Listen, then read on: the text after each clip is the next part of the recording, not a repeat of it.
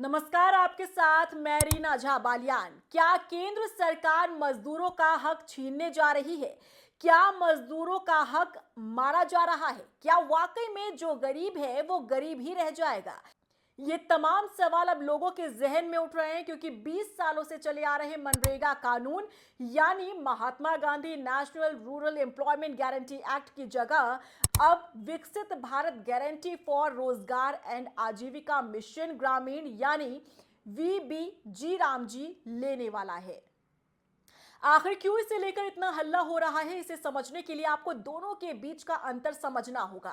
देखिए, सरकार दलील दे रही है कि यह मजदूरों को ध्यान में रखकर बनाया गया बिल है, तो वहीं विपक्ष कह रहा है कि मजदूरों का हक इससे मारा जा रहा है। देखिए, नए कानून का लक्ष्य न केवल रोजगार देना है, बल्कि गांव के ढांचे को आधुनिक और विकसित भारत के विजन के साथ जोड़ना भी है। इसमें तकनीक का भरपूर इस्तेमाल होगा और काम के दिनों को बढ़ाकर ग्रामीण परिवारों को बड़ी राहत दी गई है। पुराने मनरेगा कानून में ग्रामीण परिवारों को साल में कम से कम 100 दिनों के अकुशल काम की गारंटी दी जाती थी। नए जीरामजी बिल में इस सीमा को बढ़ाकर 125 दिन कर दिया गया है। इसका मुख्य उद्देश्य है विकसित भारत 2047 के लक्ष्य को हासिल करना। जहां पुराना कानून सिर्फ रोजगार पैदा करने पर ध्यान देता था, तो वहीं नया बिल गांव को समृद्ध, सशक्त और हर मुसीबत से लड़ने के लिए तैयार करने पर फोकस्ड है। अक्सर किसानों को यह भी शिकायत रहती थी कि मनरेगा की वजह से बुआई और कटाई के समय पर मजदूर नहीं मिल पाते हैं। इस समस्या को भी यहां सुलझाने का काम किया गया है। नए बिल में खास प्रावधान है। अब राज्यों द्वारा तय किए गए चरम कृषि मौसम करीब 60 दिन के दौरान कोई भी सरकारी कार्य नहीं कराया जाएगा। इससे खेती के लिए मजदूरों की कमी भी नहीं होगी। राज्य सरकार इन 60 दिनों की अवधि को खुद नोटिफाई करेगी। मनरेगा में मजदूरी का पूरा 100% खर्च अब तक केंद्र उठाता रहा, लेकिन नए कानून में राज्यों की हिस्सेदारी बढ़ जाएगी। केंद्र राज्य का खर्च 90-10 का रेशियो रहेगा, तो वहीं दूसरे राज्यों में अब 60 और 40 का रेशियो फॉर्मूला तय किया गया है। इसका मतलब है कि राज्यों को भी अब योजना के लिए 40% पैसा खर्च करना होगा। हालांकि बिना विधानसभा वाले केंद्र शासित प्रदेश का पूरा खर्च केंद्र ही उठाएगा। पारदर्शिता बढ़ाने के लिए नए कानून में आधुनिक तकनीक का सहारा लिया गया है। अब हाजिरी के लिए बायोमेट्रिक जरूरी होगा। योजना बनाने और धोखाधड़ी को रोकने के लिए एआई और सैटेलाइट इमेजरी का इस्तेमाल किया जाएगा। हर काम की जगह पर एक जनता बोर्ड लगाया जाएगा, ताकि लोग काम की जानकारी देख सके। और अगर किसी व्यक्ति को काम मांगने के 15 दिन के भीतर रोजगार नहीं मिलता है, तो वो बेरोजगारी भत्ते का हकदार होगा।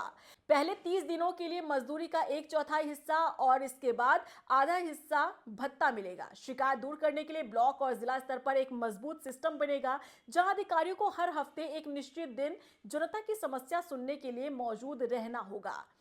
वहीं मनरेगा की बात करें, जिसे कांग्रेस के नेतृत्व वाली यूपीए सरकार लेकर आई थी, आप इसे भी समझिएगा कि आखिर इससे मजदूरों को कितना अब तक फायदा होता आया है। साल 2005 में केंद्र की यूपीए सरकार मनरेगा कानून लेकर आई थी, जिसके तहत ग्रामीण इलाकों के परिवारों को साल में 100 दिन रोजगार की गारंटी थी। इस योजना को ग्रामीण इलाकों में ऐसे मजदूरों के लिए रोजगार के लिहाज से मील का पत्थर माना जाता रहा, जिनके पास कोई खास हुनर नहीं है। मौजूदा समय में मनरेगा में 12 करोड़ से ज्यादा सक्रिय मजदूर रजिस्टर्ड है और इस तरह से ये रोजगार मुहैया कराने के मामले में एक बड़ी योजना साबित हुई। इस योजना ने न केवल अकुशल मजदूरों के पलायन और रोजगार संकट को दूर किया, बल्कि ग्रामीण इलाके की तस्वीर बदलने में भी बड़ी भूमिका अदा की। मनरेगा के तहत ग्रामीण इलाके में सड़कें, तालाब और सिंचाई सुविधाएं, नदियों को फिर से जीवित करना और राष्ट्रीय ग्रामीण मिशन से जुड़े काम कराए जाते हैं। साल 2004 में तत्कालीन यूपीए सरकार ने ग्रामीण इलाके के लिए एक रोजगार योजना को अपने न्यूनतम साझा कार्यक्रम में शामिल किया था। उसी समय से ग्रामीण इलाके के लिए एक योजना बनाने पर काम शुरू हो गया था। हालांकि इससे पहले ही वीपी सिंह के नेतृत्व वाली केंद्र सरकार ने ऐसी योजना पर विचार किया था, लेकिन वो योजना सफल नहीं हो पाई थी।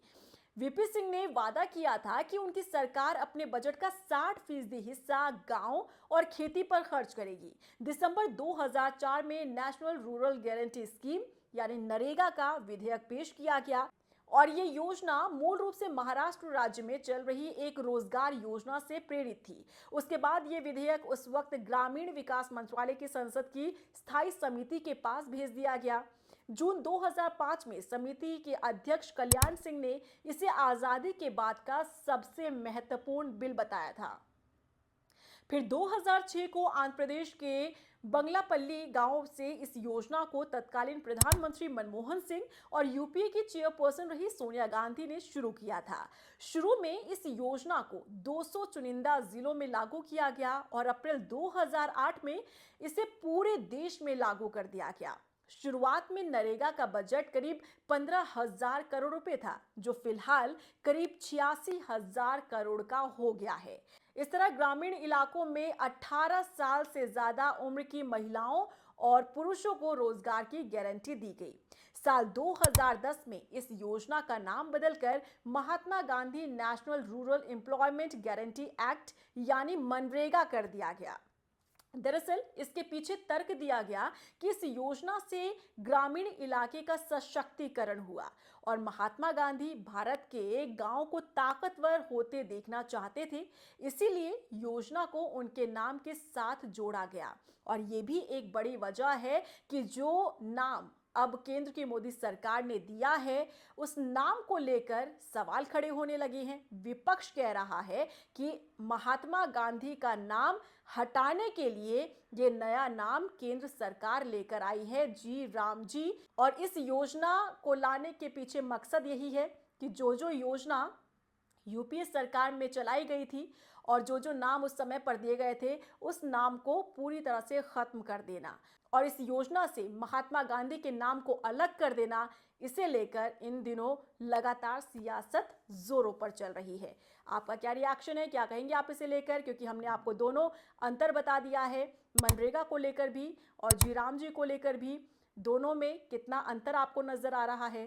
क्या लग रहा है कि अब फायदा होगा या फिर नुकसान होगा मजदूरों के लिए? क्या अच्छे दिन आएंगे या बुरे दिन आएंगे?